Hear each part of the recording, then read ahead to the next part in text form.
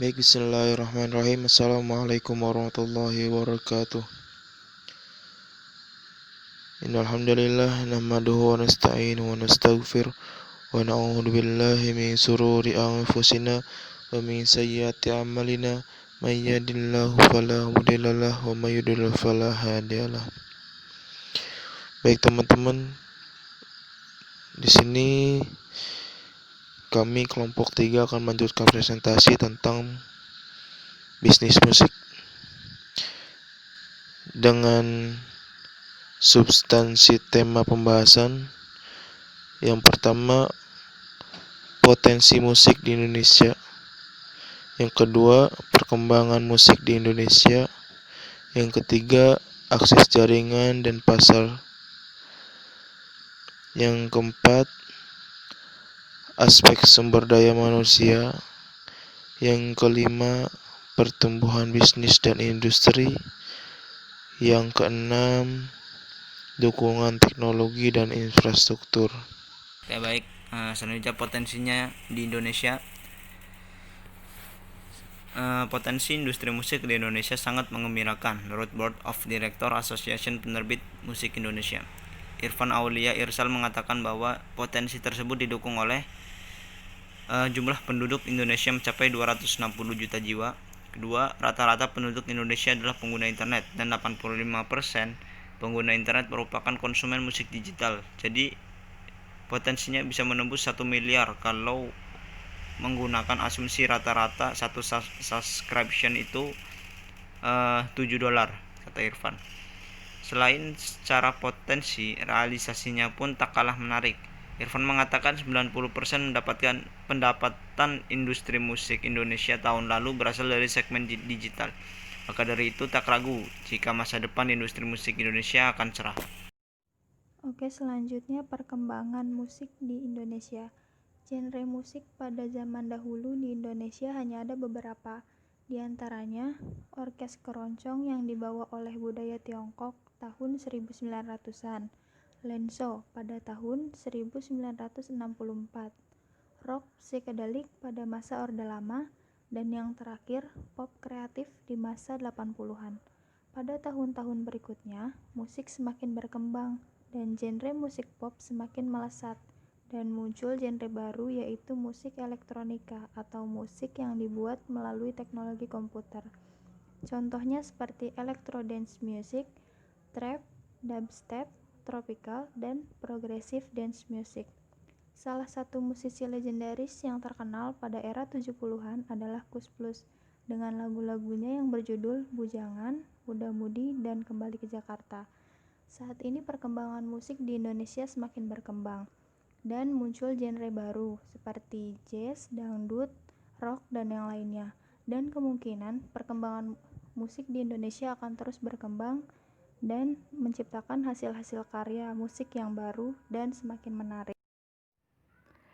Pembahasan yang ketiga mengenai akses jaringan dan pasar bisnis musik di Indonesia. Pada dasarnya, industri musik di Indonesia memiliki beberapa jenis produk, baik secara fisik, digital, maupun pertunjukan musik, yang dimana masing-masing dari jenis produk ini memiliki harga-harga yang berbeda tentunya. Lagi-lagi hal ini tergantung pada genre, kualitas, maupun nilai tambah dari masing-masing produk tersebut. Walaupun demikian, masing-masing perbedaan itu telah memiliki pangsa pasar sendiri yang cenderung setia.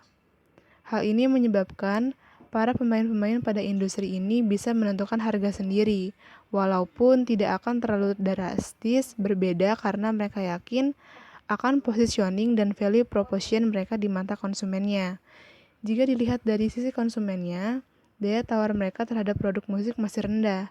Hal ini karena mudahnya konsumen untuk berpindah kepada produk atau jasa lain dari industri musik. Salah satu contoh pemicu dari rendahnya daya tawar konsumen adalah perputaran lagu dan musisi yang sangat cepat, dan adanya tren untuk hanya memproduksi one hit single. Oke, untuk materi selanjutnya ialah aspek sumber daya manusia atau SDM. Dalam situs web ditemukan ada seseorang yang bernama Gunawan menyampaikan perlunya standar kompetensi di bidang kesenian. Pertama, karena pasar memerlukan itu. Kedua, kemampuan kawan-kawan juga perlu ditingkatkan. Jadi, dalam sertifikasi, ketika kita bisa lulus dalam sertifikasi itu, berarti kita bisa memiliki modal atau menguatkan bakat, menguatkan skill kita, menguatkan kompetensi diri kita dalam bidang kesenian ini, misalnya begitu. Ketika pasar membutuhkan atau bertanya tentang ini mana legalitasnya, ini mana sertifikasinya. Nah, kita sudah menyiapkannya. Jadi seperti inilah kemampuan saya atau seperti inilah bakat saya gitu. Jadi seperti legalitas kemampuan diri kita. Apakah sertifikasi ini perlu? Menurut Gunawan dan pengalaman teman-teman seniman yang lain sangat diperlukan. Misal ada pekerjaan-pekerjaan yang disampaikan yang membutuhkan sertifikat, kemudian akhirnya hanya diisi oleh tenaga kerja dari luar gitu. Selama ini yang terjadi dalam bidang musik ya sudah tidak ada. Mungkin hanya penghargaan, bukan sertifikasi kemampuan atau kelayakan dirinya dalam bidang itu. Jadi yang saya ketahui selama ini baru terdapat penghargaan, misalnya pelukis ini atau pemusik ini mendapatkan banyak penghargaan dalam bidangnya gitu. Tapi belum saya temui adanya standarisasi atau adanya sertifikasi tentang kelayakan skill atau kelayakan bakat dari seorang seniman itu. Pembahasan selanjutnya mengenai pertumbuhan bisnis dan industri musik di Indonesia. Dilihat dari segi nilai kontribusi musik terhadap PDB, Badan Ekonomi Kreatif atau Bekraf menilai kontribusi sektor musik terhadap produk domestik bruto atau PDB masih sangat kecil, terutama jika dibandingkan dengan sektor ekonomi kreatif lainnya. Bahkan Deputi Akses Permodalan Bekraf, Fajar Hutama mengatakan musik masih kecil, sekitar 1% dari keseluruhan ekonomi kreatif. Yang tertinggi adalah kuliner sebesar 43%. Ia pun menyebutkan kontribusi sektor musik berdasarkan data Badan Pusat Statistik atau BPS sekitar 1% dari total PDB industri kreatif di akhir tahun 2017, yaitu senilai 1.000 triliun rupiah. Menurut dia, BPS belum menghitung secara keseluruhan pendapatan dari ekosistem industri musik, baik melalui pertunjukan konser, pendapatan dari penjualan cakram digital atau CD, kaset, dan nada daring tunggu atau ringback-tone atau RBT, dan kerugian akibat pembajakan lagu. Saya lanjutkan, dukungan teknologi dan infrastruktur. Dukungan teknologi dan infrastruktur untuk menunjang industri musik saat budaya rilisan fisik sampai ujung senja. Kita melewati beberapa era musik internet seperti Snap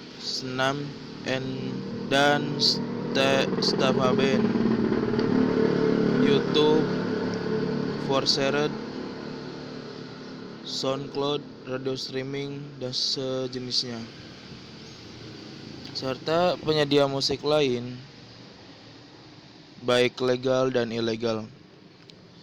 Kini sejumlah platform baru seperti Spotify, Joox, Deezer, dan Langit Musik telah berkembang, dan kita masuk di era baru yang tampak menjanjikan karena musik legal menjadi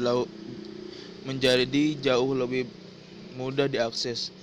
Tak hanya pendengar musik yang untung akan kemajuan ini, tetapi juga para musisi karena lingkup sasaran distribusi lebih besar.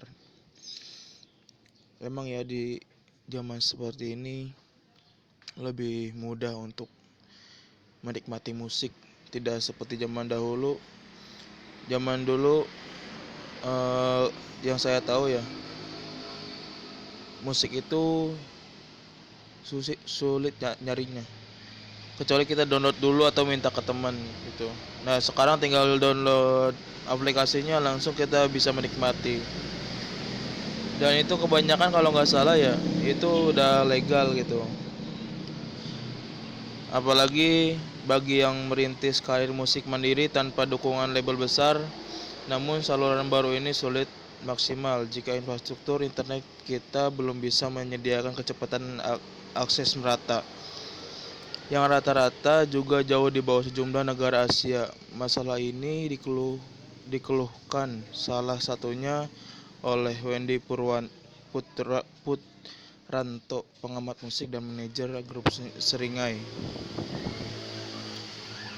Menurut Wendy Putranto,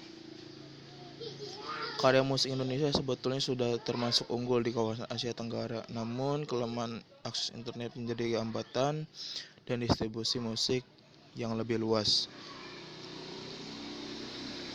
Padahal karya musik dari musisi Indonesia cukup unggul jika bersaing di tingkat regional.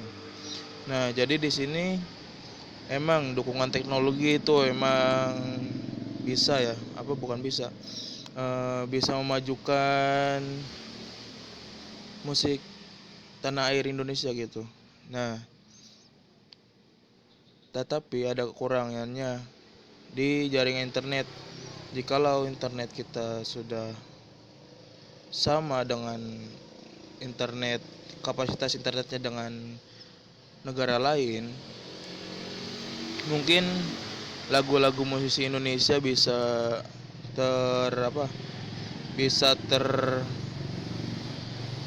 terkenal di mancanegara, mungkin seperti dangdut gitu, dangdut atau popnya. Jadi Indonesia bisa lebih terkenal. Mungkin itu yang dapat kami sampaikan dari kelompok 3 mengenai industri musik di Indonesia. Kurang lebihnya mohon maaf. Wassalamualaikum warahmatullahi wabarakatuh.